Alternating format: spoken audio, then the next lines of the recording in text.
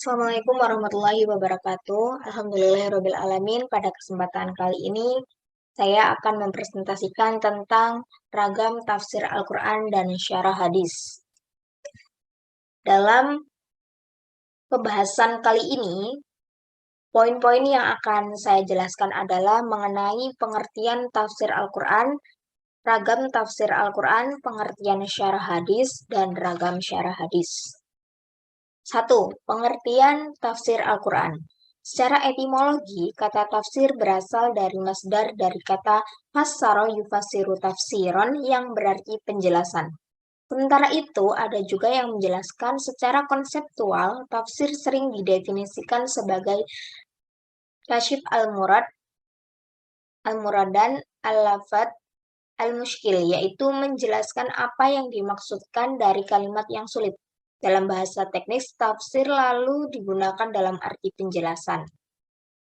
Dari definisi di atas dapat dijelaskan bahwa dilihat dari segi objek pembahasan, tafsir berisi kitabullah Al-Quran yang di dalamnya terkandung firman Allah Subhanahu wa Ta'ala yang diturunkan kepada Nabi Muhammad SAW melalui malaikat Jibril. Dilihat dari fungsi dan tujuannya, tafsir menjelaskan, menerangkan, menunjukkan kandungan Al-Quran, sehingga dijumpai hikmah, hukum, ketetapan, dan ajaran yang terkandung di dalamnya. Dilihat dari sifat dan kedudukannya, tafsir merupakan hasil penalaran, kajian, dan ijtihad para mufassir yang didasarkan pada kesanggupan dan kemampuan yang dimilikinya, sehingga suatu saat dapat ditinjau kembali. Dari berbagai pendapat yang ada, dapat kita tarik sebuah kesimpulan bahwa tafsir ialah menampakkan, menjelaskan, menyingkap kandungan makna yang terdapat di dalam teks, sehingga pembaca dan pendengar mampu mendapatkan pemahaman dan pelajaran dari teks tersebut untuk dijadikan panutan dan tuntunan hidup. Sebagaimana dikatakan Hadi Ma'rifat, tidak cukup hanya untuk menyingkap kata-kata yang rumit dari Al-Quran, tetapi juga berupaya menghilangkan kesamaran yang dimaksud kalimat atau ungkapan. 2. Ragam tafsir Al-Quran. Ragam tafsir Al-Quran terbagi dari 4 ragam. Yang dimaksud dari ragam tafsir Al-Quran adalah ragam cara menafsir Al-Quran. Nah, cara-cara tersebut ada 4. Yang pertama, tafsir tahlili, kemudian tafsir ijmali, tafsir muqarrin, dan tafsir maudhu'i. Kita langsung saja ke tafsir tahlili. Kata tahlili berasal dari bahasa Arab halala yuhallilu tahlilan yang berarti mengurangi atau menganalisa. Dengan metode ini, seorang mufassir akan mengungkap makna setiap kata dan susunan kata secara rinci dalam setiap ayat yang dilaluinya. Dalam rangka memahami ayat tersebut dalam secara koheren dengan rangkaian ayat di sekitarnya tanpa beralih pada ayat-ayat lain yang berkaitan dengannya, kecuali sebatas untuk memberikan pemahaman yang lebih baik terhadap ayat tersebut. Dalam metode ini, penafsir akan memaparkan penjelasan menggunakan pendekatan dan kecenderungan yang sesuai dengan pendapat yang dia adopsi. Pendekatan yang digunakan bisa pendekatan bahasa, rasio, riwayat maupun isyarat. Contoh literatur tafsir yang disusun dengan metode ini antara lain tafsir Al-Tabari dan tafsir Ibnu Katsir. Yang kedua adalah tafsir ijmali, yaitu mufasir menyebutkan rangkaian ayat Al-Quran yang panjang atau sekelompok ayat Al-Quran yang pendek, kemudian menyebutkan maknanya secara umum tanpa panjang lebar maupun terlalu singkat. Dalam hal ini, dia berusaha untuk mengaitkan antara teks Al-Quran dengan makna, yaitu mengutarakan makna tersebut dengan sekali menyebutkan teks Al-Quran yang berkaitan dengan makna-makna itu secara jelas. Di antara kitab tafsir yang disusun dengan cara seperti ini adalah tafsir Jalalain karya Al-Suyuti dan Al-Mahalli. Yang ketiga adalah tafsir muqarrin. Tafsir muqarrin adalah upaya yang dilakukan oleh mufasir dalam memahami satu ayat atau lebih, kemudian membandingkan dengan ayat lain yang memiliki kedekatan atau kemiripan tema, tapi redaksinya berbeda, atau memiliki kemiripan redaksi tapi maknanya berbeda, atau membandingkan dengan teks hadis Nabi, perkataan sahabat dan tabi'in.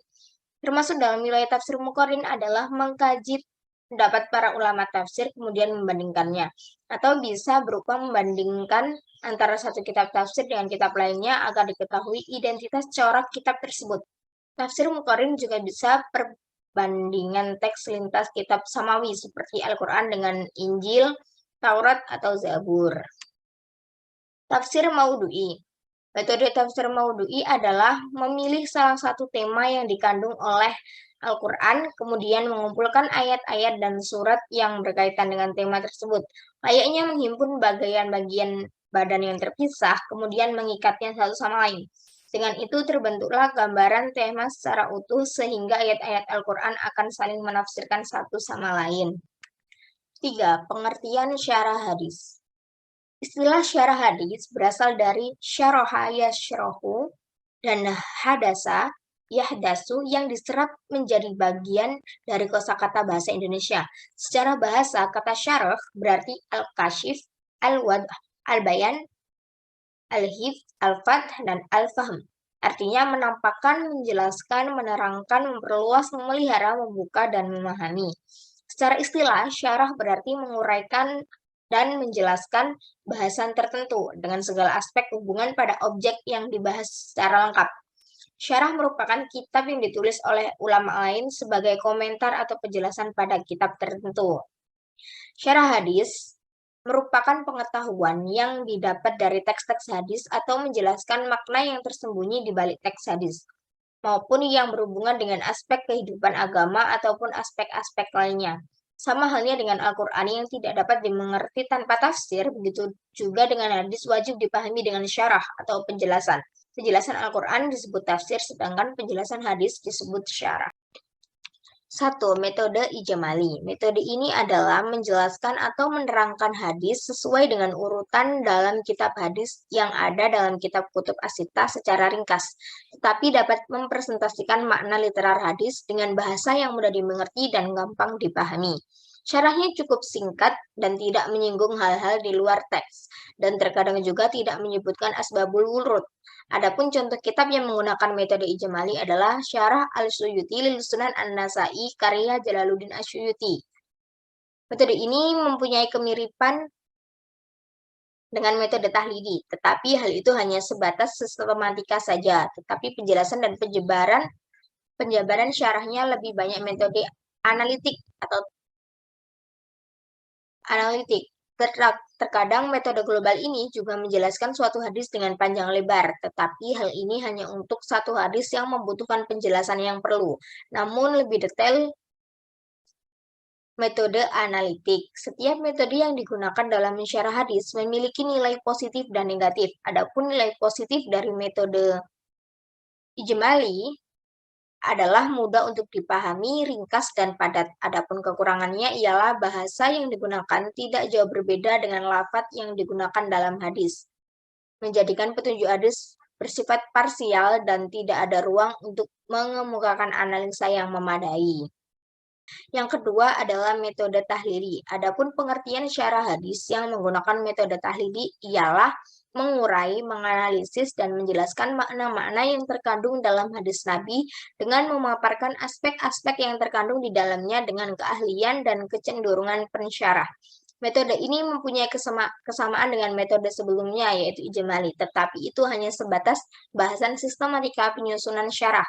Namun, penjelasan metode ini mengungkap semua hal yang terkait dengan isi dan kandungan yang berhubungan dengan hadis yang dibahas, mulai dari bahasa, korelasi, dan asbabul wurud kalau ada. Adapun ciri-ciri metode ini adalah pensyarahan dan penjelasan secara komprehensif, dijelaskan dengan makna mufradat, makna kalimat, dan munasabah dengan hadis lain. Dan asbabul wurud kalau ditemukan. Diuraikan juga pemahaman yang pernah ada pada masa sahabat, tabi'in, dan ulama terdahulu.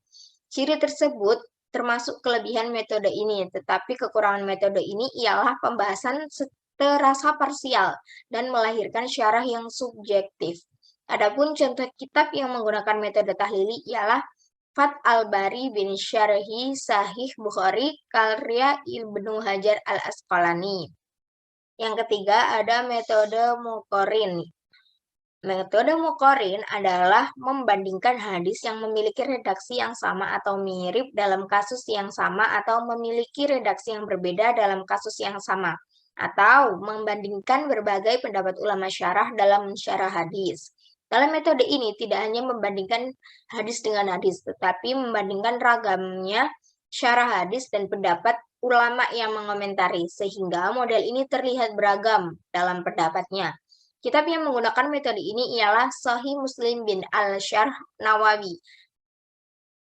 Sebagai seorang muslim, kita akan mematuhi peraturan dalam agama Islam, juga mengkaji dengan benar ajaran tersebut. Karena dengan mengkaji dan memahami, kita akan tahu benar atau salah amalan yang kita lakukan. Orang-orang muslim akan berpegang teguh kepada dua sumber ajaran Islam, yaitu Al-Quran dan As-Sunnah. Maka dari itu, sangat penting bagi kita untuk mengetahui dan menelusuri kebenarannya agar kita yakin bahwa amalan yang kita kerjakan benar menurut Al-Quran dan hadis. Seperti bagaimana jenis-jenis tafsir Al-Quran dan syarah hadis yang akan kita pelajari di dalam makalah ini. Dengan demikian kita akan lebih mantap dan meyakini bahwa ajaran dan ilmu yang kita ikuti adalah benar. Jazakallahu khairan. Demikian presentasi dari saya. Wassalamualaikum warahmatullahi wabarakatuh.